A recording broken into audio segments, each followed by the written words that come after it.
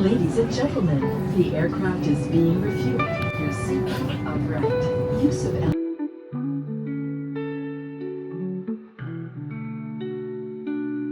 Welcome to Taiwan! So we've just arrived here in Taoyuan Terminal 1 and currently we're doing the arrival card. So para siyang uh, e-gov yung fini-fill out sa Manila Airport. So for immigration purposes, declaration and stuff. Yun. So, we will be picking up the Wi-Fi later and yung anik-anik na Lucky Land, tsaka yung mga binook namin sa Klook. So, kukunin namin yung mga voucher later. And currently, it's 10:08 dito. So, walang time difference between Taiwan and Philippines. And so far, so good naman yung flight. Wala naman masyadong turbulence. So, yep, and the weather here is currently 17 degrees Celsius. So, hindi pa ganun ka lamig pero okay na din kasi mahirap din pag sobrang lamig. So, yun. Gagawin lang namin yung mga bagay-bagay and then I'll update you guys later.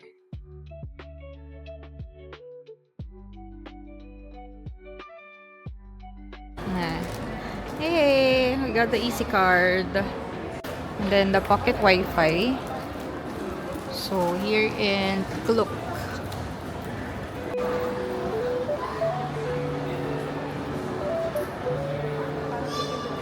Kay mama na ano ka na? Link ko na. Ha? Ayaw. Star. Saan yung mic? Camera. Star. Ulat yung kay mama. Oh my God! Sorry. Ano nangyari? Wala. Halo. Wala.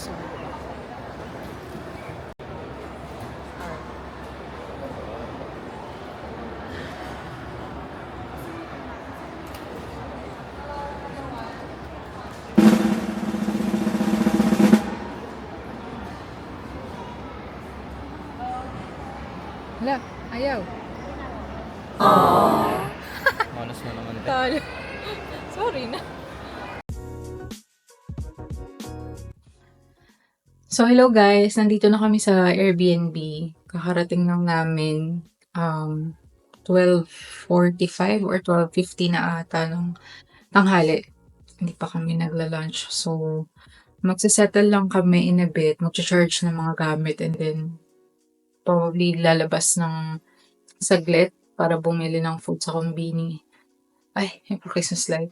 Ay, sige. Ano yung laruin mo pa? Sorry na. Yun. Tapos, magpapahinga lang kami. Tapos, mamayang gabi, mag-explore tayo ng Siminding night market. So, bibigyan ko lang kayo ng quick tour nitong Airbnb na na-rent namin. So, this is really affordable yung price and the place is actually 9 minutes away from Siminding Station. Very, very good deal. So, our trip actually tumapat ng Chinese New Year. So, as expected, yung mga prices ng hotel is nag-spike. So, we actually save 50,000 pesos by switching from hotel to Airbnb. So, and much bigger space. We have 2 rooms for 4 of us. And this unit is actually a family friendly because they provide crib for the baby. You can cook, you can wash your clothes, and complete amenities. So, I'll show you around a bit. Oh, kamusta ka naman, anak? Pagod yarn? So, pagpasok mo ng unit, ito siya, Eskinita. So, may dalawang room 1, and then room 2 dun sa dulo, and then yung washing and dryer dun sa likod. So, ito yung room 1. This is actually good for 4 persons if pwede sa sofa, char. So, 2 to 3 lang with baby. So, we have here the bed, king size bed. Have here the sofa, center table. Pasensya na asawa ko nakahilata na.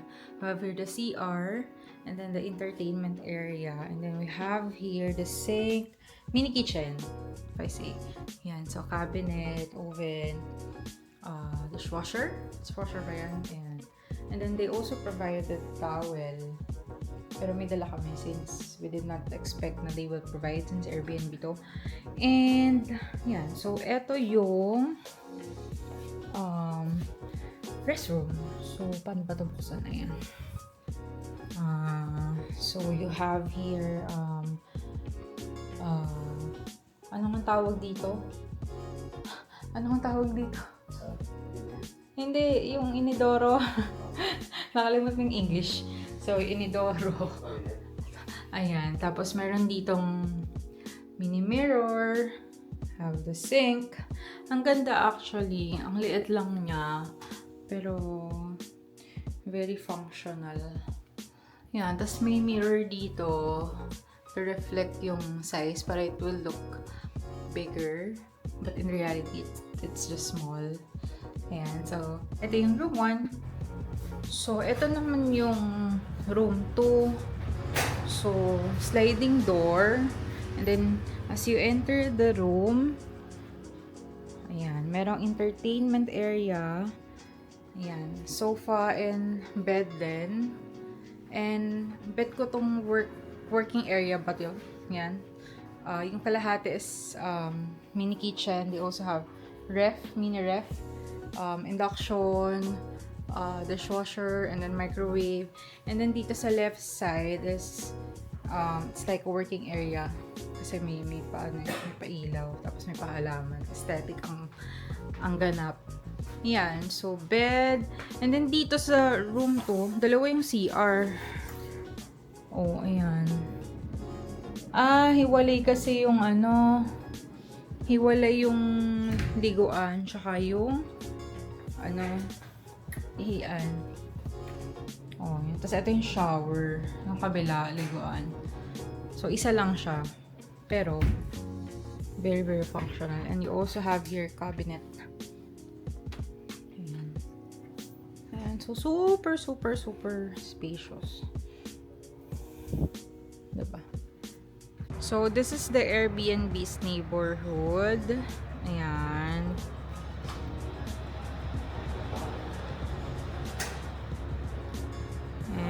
This is the Airbnb. And this is the main road. And then, ayan, may mga cafes nearby and restaurant paglabas. And then may malapit na 7-Eleven as well.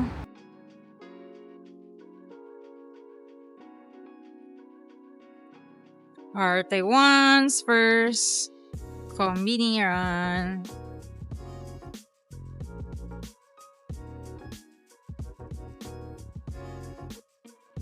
So, maghahanap lang tayo ng pang lunch.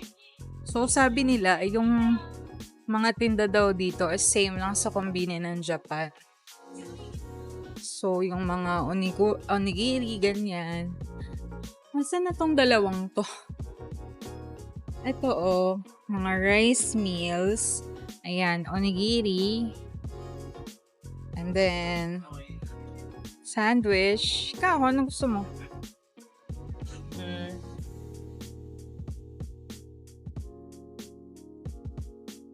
And, gusto ko ng kape. Alam mo yun? Coffee is life. Ayan. Ito din yung mga nakikita namin sa kombini ng Japan nga. For the true. Ayan. Mga fruit juices. Basically, I want coffee. Meron din silang brulee. Ito yung sikat sa Japan na dessert na kombini. first convenience run here in Taiwan. Manganta. Good evening, guys. So, it's currently 7 p.m. here and nasa labas na kami. Papunta kami ng Ximending Night Market kasi magta-try kami ng street foods as part of our itinerary. At yun na din yung dinner namin. So, magta-try kami ng iba't ibang ano yun, yung mga hype na street food sa Ximending Night Market. Ayan, so this is our neighborhood during the night. So, ito yung daanan ng Airbnb.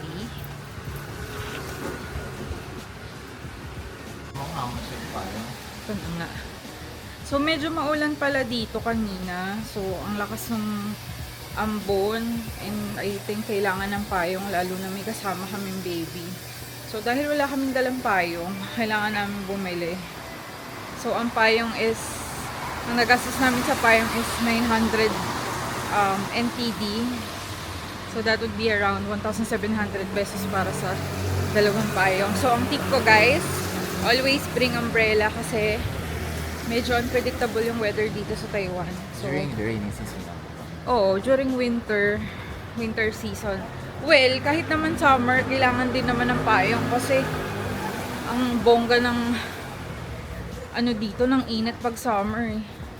Yun. So, ayun yung gumastos ng 2K para sa payong. Dala kayo ng payong. Okay? Ano yun eh. Wala lang yung mga store kung madilim. Welcome to Ximending Market!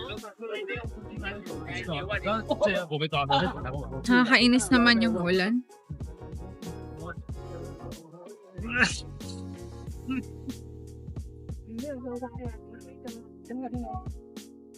Nakakasira ng rampa yung ulan dyan. Umuulan.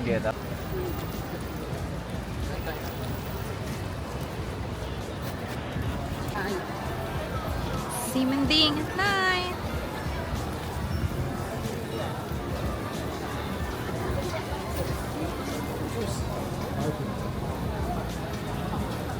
I mean, ito na yun. So, anywhere na. Dun yung mga food sa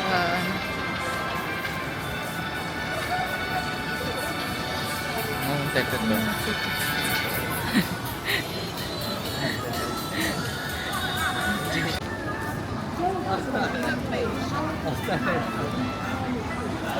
Grabe oh. Grabe yung pila oh. May milk tea. Oo nga, singkutang milk tea yan. Dito tayo.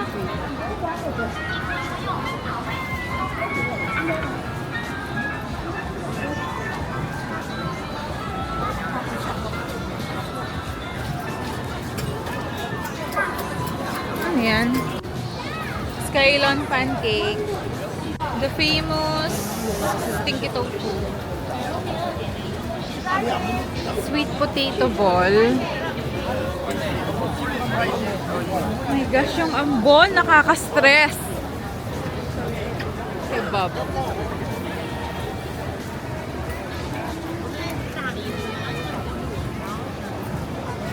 Ano yan? Ito yung dear. Pancake. Scallion pancake. Ano yung tinda ni nanay? Brown sugar cake. Laki nyo. Ayaw nga. Ang cutie! Oh, wait lang. Cutie! Thank you! Let's go! Hey. Here's the payment. Thank you! Yum! Tama naman ako. Ayun, makasya siya. Ayun, palagay. So good! So, tinry natin yung beef. Mura nga eh, no?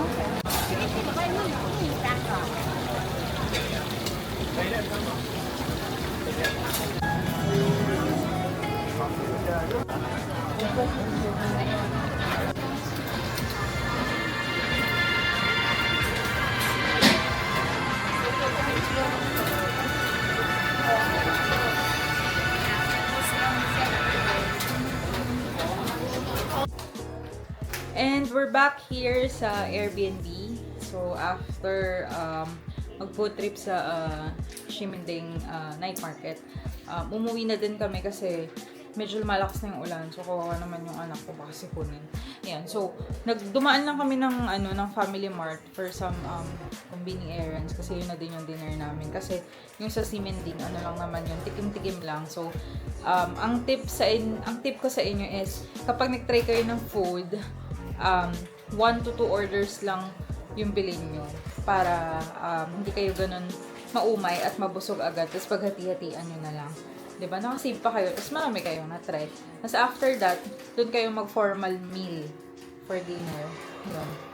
Yun na. So, I think we have to end this video na. So, this is our day 1 here in Taiwan. So, we'll see you again guys tomorrow. Bye!